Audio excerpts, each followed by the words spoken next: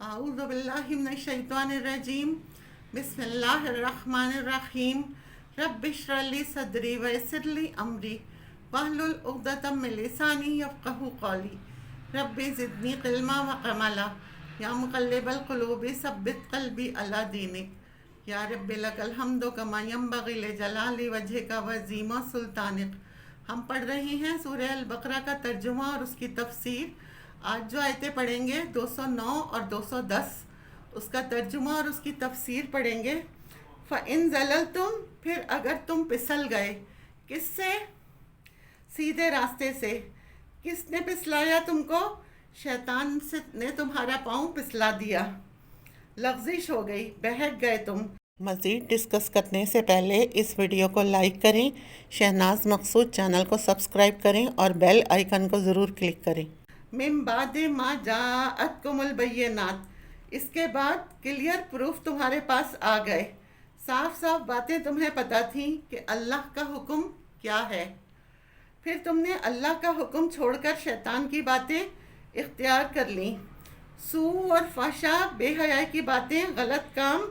فَاعْلَمُوا، تو جان لو، ان اللہ عزیز الحکیم، کہ بے شک اللہ زبردست ہے، غلبے والا ہے، وہ اللہ حکمت والا ہے۔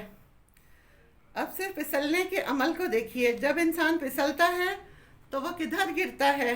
اگر سڑک پر ہوگا تو دائیں یا بائیں گرے گا، یہ پھر انسان نیچے لڑکتا ہے۔ دائیں اور بائیں جانا ڈیبیوٹ ہوتا ہے، نیچے لڑکنا افراط اور تفریط کی علامت ہے۔ اسی لیے کہا ہے، اس سے مراد ہے اعتدال سے نہ ہٹو۔ اگر کوئی اچھا کام کر رہے ہو تو اس سے تمہاری باقی کام متاثر ہوں، یہ بھی پھسلنا ہو جاتا ہے۔ اسی طرح جب اعتدال کی راہ چھوڑو گے تو بائیں طرف لڑک پڑو گے۔ تو کسی چیز کو اس کے مقام سے نہ گھٹاؤ نہ بڑھاؤ۔ نیکی کا کام بھی کرو تو اس ایکسٹریم پر نہ کرو۔ ایکسٹریم سے کیا مراد ہے؟ 5 نمازیں، یہ ایکسٹریم نہیں ہے۔ رمضان کے روزے، یہ بھی ایکسٹریم نہیں ہے۔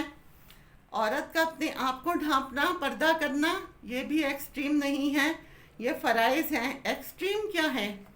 یعنی اپنی پوری رات نماز پڑھیں اور پورا دن روزہ رکھیں اور کوئی کام نہ کریں، بیوی بچوں کو چھوڑ کر جنگلوں میں نکل جائیں۔ یعنی ایکسٹریم سے مراد، مثلاً آپ کہیں کہ مجھے قرآن حفظ کرنے کا شوق ہے تو میں نمازوں کی پابندی جب کروں گی جب مجھے سارا قرآن حفظ ہو جائے گا۔ یعنی بظاہر تو آپ نیکی کا کام کر رہے ہیں، یہ اتنا بڑا فرض بھی چھوڑ رہی ہیں۔ یہ سب کیا ہیں؟ پھسلنے ہیں۔ اعتدال کی راہ کیا ہے؟ صراط مستقیم کیا ہے؟ وہ جسے قرآن میں بیان کر دیا گیا اور اللہ کے نبی صلی اللہ علیہ وسلم نے کر کے دکھا دیا۔ فَإِن زَلَلْتُم مِّن بَعْدِ مَا جَاءَتْكُمُ الْبَيِّنَاتُ، بینات کہاں سے آتی ہیں؟ بینات کیا ہوتی ہیں؟ قرآن اور سنت، یہ بینات ہیں۔ قرآن اور سنت کی تعلیم جان لینے کے بعد پھر تم نے اس کو چھوڑ دیا اور اپنے نفس کے ہاتھوں ادھر ادھر نکل پڑے۔ تو پھر یہ جان لو، تمہیں اچھی طرح پتہ ہونا چاہیے کہ تمہارا معاملہ اللہ کے ساتھ ہے۔ فَاعْلَمُوا، جان لو، ان اللہ عزیز حکیم، کہ بے شک اللہ زبردست ہے، وہ غلبے والا ہے، حکمت والا ہے۔ اللہ کسی کو سزا دینا چاہے تو کوئی اسے روک نہیں سکتا، انتقام سے کوئی روک نہیں سکتا، اور وہ اپنے کام اس طریقے سے کرتا ہے کہ انسان کی عقل دنگ رہ جاتی ہے۔ بعض اوقات وہ کسی کو سزا دے رہا ہوتا ہے لیکن وہ ایسی شکل میں ہوتی ہے کہ ایک عام بندے کو سمجھ ہی نہیں آتی۔ مثلاً بعض اوقات کسی کو ایک چیز مل جاتی ہے، وہ سمجھ رہا ہوتا ہے کہ بڑی اچھی ہے، لیکن وہ اس کے لیے فتنہ ہوتی ہے۔ تو یہ یاد رکھیں کہ غلط کام کا انجام غلط ہی ہوگا، پھسل کر گرو گے ہی۔ پھسلن والی باتوں سے اور پھسلن والے راستوں سے ہٹ جاؤ اور استقامت کے ساتھ حق کے راستے پر مضبوطی سے قدم جماتے ہوئے آگے نکل جاؤ۔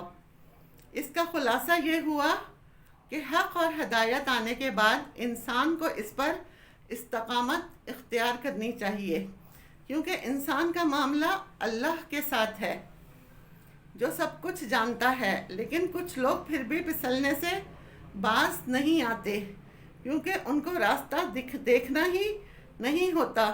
تو دین کا راستہ کوئی دیوانگی کا راستہ نہیں ہے، لیکن جو اللہ کے نافرمان اور خواہش پرست ہوتے ہیں وہ پھسل جاتے ہیں۔ حل ینظرون، کیا وہ انتظار کر رہے ہیں یا نہیں؟ وہ انتظار کر رہے ہیں، ان کو وارننگ دی جا رہی ہے، سمجھایا جا رہا ہے، لیکن وہ پھر بھی سنبھل کے نہیں دیتے۔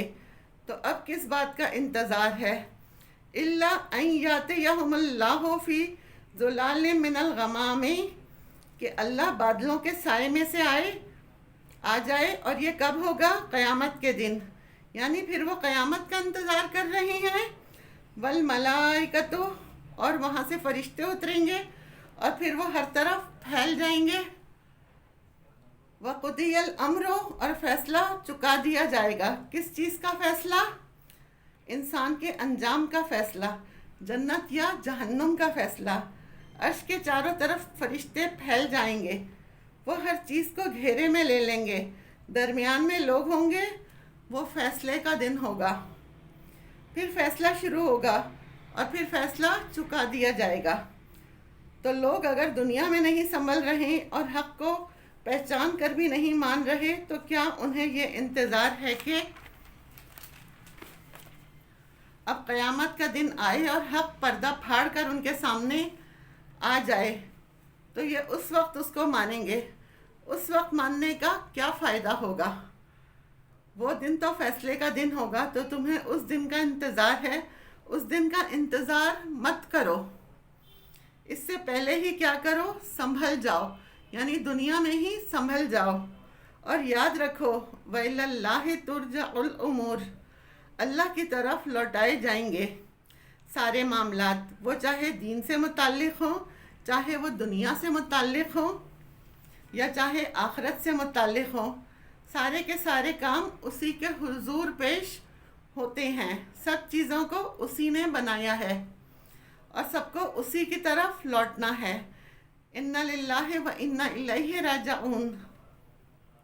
آیت کا خلاصہ یہ ہے کہ حق کو پہچان کر اگر انسان اسی زندگی میں سنبھل جائے، پھسلنے سے باز آ جائے، نفس کی باتوں پر نہ جائے، اور یاد رکھیے انسان اگر اللہ سے بھاگے گا بھی تو پھر اللہ کے آگے کھڑا کیا جائے گا۔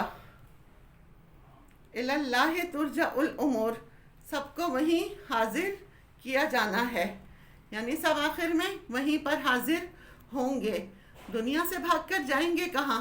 آخرت میں تو اللہ کا سامنا کریں گے۔ وآخر دعوانا ان الحمد للہ رب العالمین۔